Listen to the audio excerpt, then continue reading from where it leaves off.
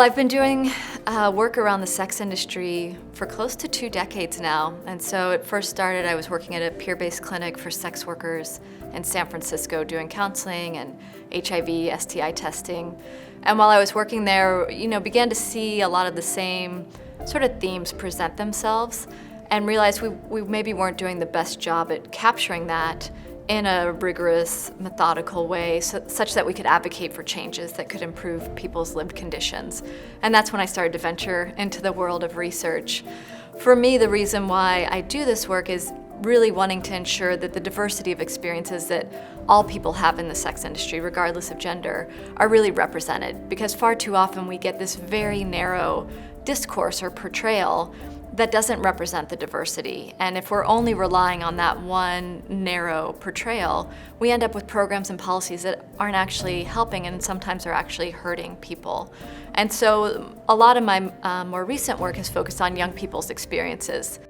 So the book is with Columbia University Press and is called Domestic Minor Sex Trafficking Beyond Victims and Villains. It is based on a number of interviews that I conducted with case managers at 3 different agencies, one in San Francisco, one in Chicago, one in New York, and also talking with people who'd experienced sex trafficking as minors and other experts in the field. But learned a lot from that data about routes and reasons into the sex industry, the ways in which young people's lives are linked to others really shape their opportunities and constraints and can influence whether they enter the industry, how long they stay in, how they get out. And really what the book does is challenge this narrative of young girls being forced into this against their will. And it says, you know what, this is a much more complicated issue.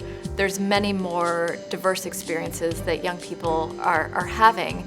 And for us to really be able to respond to this issue, we need to take into account that diversity. That if we only prioritize the one narrative, our policies and programs are going to continually fail to meet the needs of this population.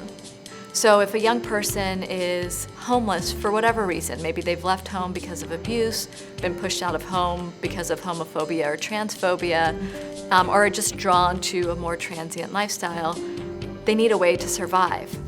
And so because they're minors, under the age of 18, very few have high school degrees or GEDs, limited to no legal work experience, and so it's hard to get legal employment.